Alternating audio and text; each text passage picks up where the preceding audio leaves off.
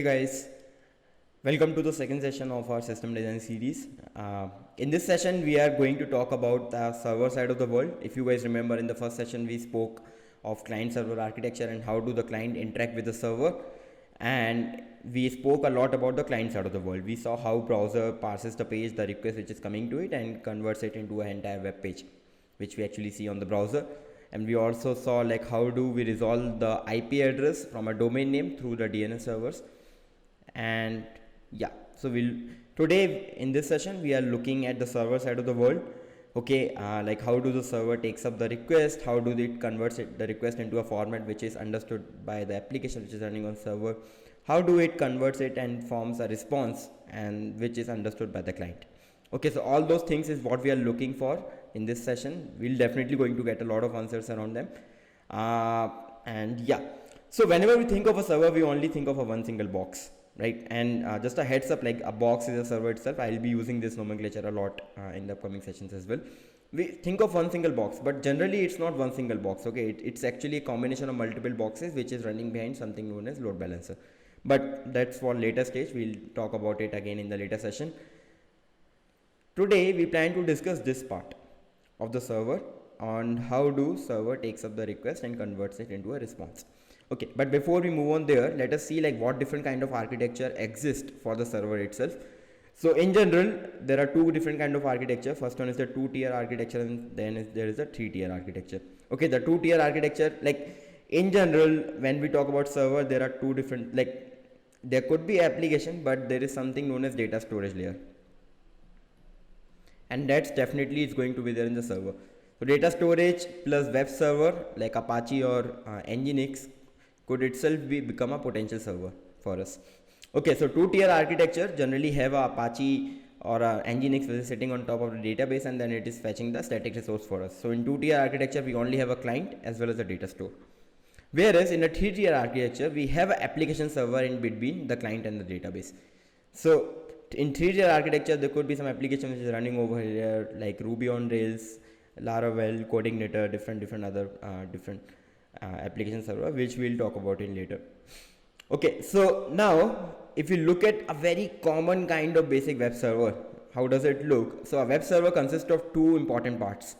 Okay, and this is going to be common among all the architectures. The first part is the web server, which is listening to the request and serving us.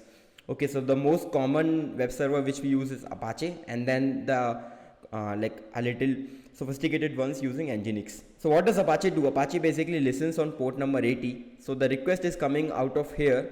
This is the request which is going to the web server, and the request will be listening the request over port number 80 for HTTP. Again, for HTTPS, it will be listening on port number 443.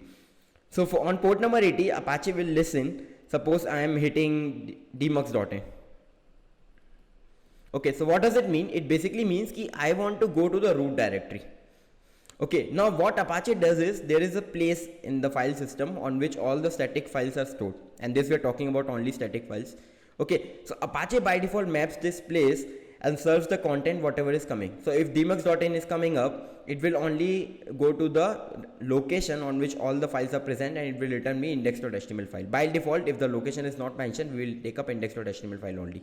Okay, so generally the location in Apache like configuration is www.where and then site.com/ and then this is the location wherein we keep all the files. If this path is mentioned, then we only take up index.html. By default, we take, if any folder path is given, we default it to like index.html. Okay, now suppose if we need main.css. So Apache will have a configuration. If this kind of request is coming up, then I need to go to CSS folder inside www.where-site.com and get CSS main.css. Similarly for logo, it will go to images logo.svg. So this is the kind of loop which Apache maintain. The kind of request which Apache gets, if it is getting dmux.in here, it will only go and take up the index.html file. If it is getting main.css, it will only go to this path and take up the main.css file. If it is getting logo, the request for a logo, it will go to images/logo.svg, take up this file and then serves it. Okay, so Apache is the one who is listening to the request which is coming onto the application server or the web server, and it will process the request and then it will take up the resource whatever is required. Okay, so that's about the web server configuration. Now a typical web server is generally a lot of people uses LAMP stack like until and unless it's an enterprise stack. We use LAMP stack. So LAMP stack is basically Linux, Apache, MySQL and PHP. Linux is the operating system, Apache is the web server, MySQL is the database, and then PHP is the backend language. Okay, so there could also be a wrapper which is lining around here, some PHP written wrapper which will actually convert the request and then give out some kind of logic could be there. Just for a very simple example, like there could be a login page, or there's some kind of authentication which is provided by the PHP application. So LAMP is a very famous stack. Unless you're moving on to enterprise stack, generally people prefer LAMP only. Similarly, like when we talk about LAMP, there are different kind of software bundles which we use. Okay, so this is the stack which makes up the entire server. This is more like a server stack, I would say. So LAMP is Linux, Apache, MySQL, PHP. Then there are the popular ones like Mean and Mern, which are very popular these days. Mongo, Express, Angular and Node. And then there is Mern, which instead of Angular we are using React here. Then there is Ruby on Rails, Python, Flask, MySQL also creates a very good stack. And then for iOS we have a different stack. Okay, so these are some of the software bundles which we are using. The project which we are going to do later on will consist of either of these two stacks. We'll decide on like which stack we want to follow.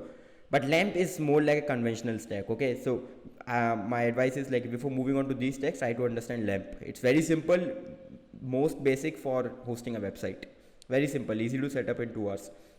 Okay, now this is about the software bundle and talking about the 1-tier, 2-tier architecture. Now let us move on to the difference between web server and application servers. Okay, so we saw like web servers are generally used for 2-tier architecture and application servers are generally used for 3-tier architectures. But what actually is the difference? Okay, the major difference lies in the type of content which has been served.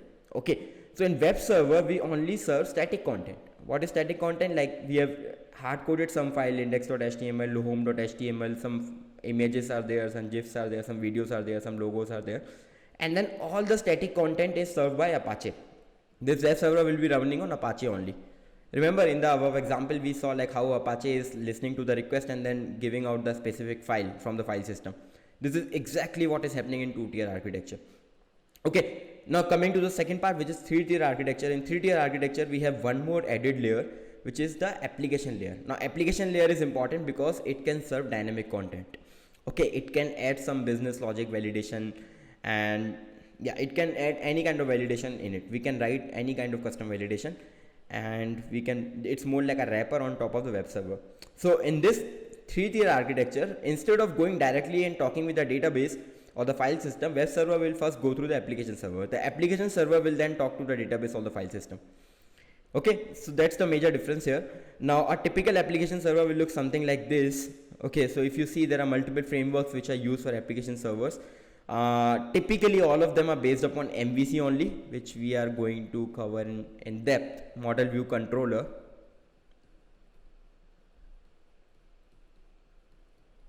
We are planning to discuss this in depth in the upcoming sessions, but most of them are actually based upon MVC only. So what happens in a typical like application server? First of all, it will take up the response. There are two different parts. First one is the front end and the second one is the back end.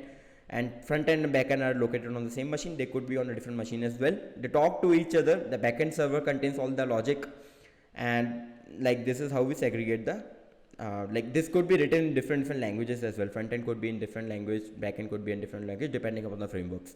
Some of the popular frameworks which are built upon through which we can build the application servers are Ruby on Rails, Django, Laravel, which is very famous. It's a PHP based framework, Codeigniter, Node.js, .NET, etc. Okay, so these are some of the popular frameworks which are more or less based upon MVC only, and they actually have an architecture something like this, where in file system, database, they talk to each other at the same time, and there are two different portions, front end and back end. Okay, so that's how the application server looks like. Now with this we can have a clear definition or the clear picture of application server as well. So that's how my application server will looks like, a typical application server. So this is more around, like there are three parts here. First one is the view, then there is controller, and then there is model. Okay, although these are not clearly mentioned here, but what happens is this actually contains something known as routing. This is known as routing. A routing is more like a configuration which will actually maps the URL with a particular controller. So controller, you can take it up as a piece of code. So suppose if slash home is coming, this is a route. So it will migrate it to the home controller. Home controller will again have some kind of validation, some kind of logic, and then it will take up some data from the data store and give it back to the server. Similarly, user ID will have some kind of user controller. Profile will have some kind of profile controller. So every particular route, these are routes. Okay, a route is basically, I'll repeat, it's a part of the URL, like whatever has been sent to the with the URL itself. So every particular route will be mapped to a particular controller, and the controller will be communicating with the either the file system or with the database server. And that's how that our typical MVC application looks like. Although there are more sophistication here, but we will leave it for now. We'll discuss it when we plan to discuss MVC. Okay, so there are two different kind of resources here: file system resource, and then there's a database server. And both of them will be communicating directly with the route plus controller logic. So this web application will be listening on port number 80, port number 443. Directly it will go to routing. Routing will check, okay, what is the URL which has been sent to me. If the URL is one of them, it will redirect it to the controller. Controller will see, okay, this is the route. I need to implement this much logic.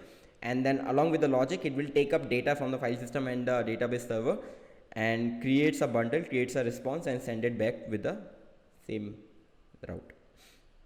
Okay, so that's how a typical web application server looks like. Now this is one single server, right? We discussed like it's the server. When we talk about a server, it's not a single server. Okay, it's actually a lot of different servers which are behind something known as load balancer.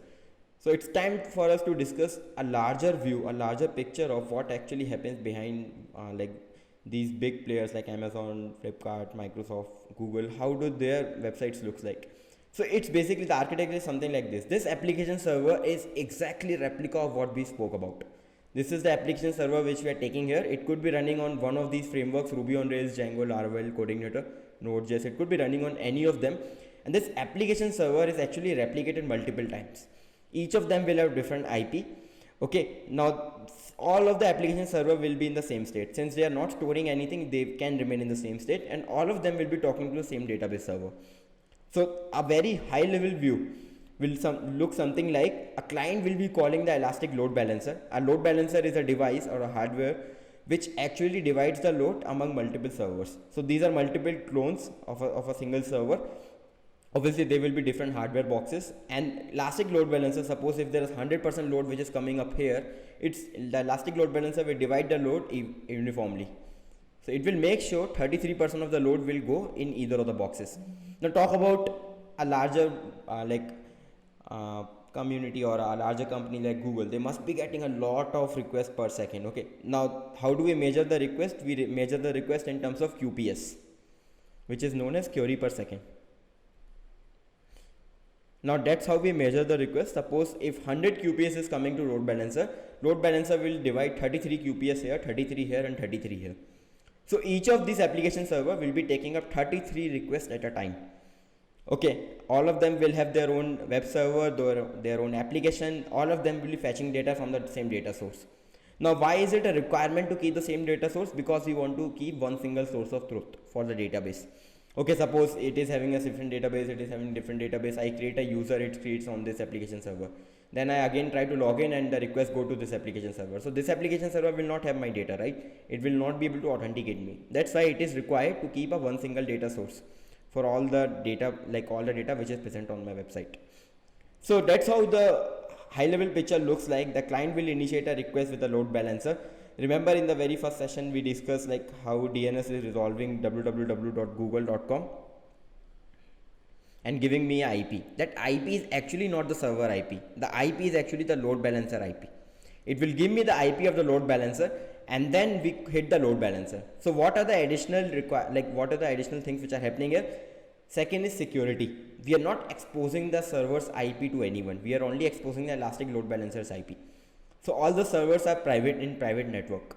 Okay, so these are all in private network. So Elastic Load Balancer will call them internally, but if this client try to access this server over internet, it will not be able to call it. Why? Because it is in private network. It is not over internet, it is over intranet. Okay, we'll talk about this configuration a lot in the upcoming sessions. But the client will call Elastic Load Balancer, and Elastic Load Balancer internally will call one of these application server, and then application server will resolve the query, the request, creates a response, call the database, get the data, bundles the response and send it back to the load balancer, and then load balancer will send back the response back to the client. And that's how the overall picture will look like when you hit google.com. Okay, there are more sophistication here which we plan to discuss in the upcoming session, like how do we do, like in this server itself there are multiple layer, back end, front end, then there is a nature, asynchronous nature which is happening between different application. There are microservices which can exist in this architecture. Okay, so this application one would be calling some other microservice. There could be some microservice for login and authentication, there could be some microservice for getting data, some other microservice for getting the profiles of the users. Okay, so we are going to get deeper here, but for now I think this is a very good understanding to begin with, like how do we get the web page onto our browser. Okay, so in the next session we are going to look at one practical example of how, like we are going to check both on the server and the client side at the same time, and we'll try to hit the website from the client and see what actually is happening on server and client when we hit www.dmux.in. Okay, cool guys, thank you, bye, take care.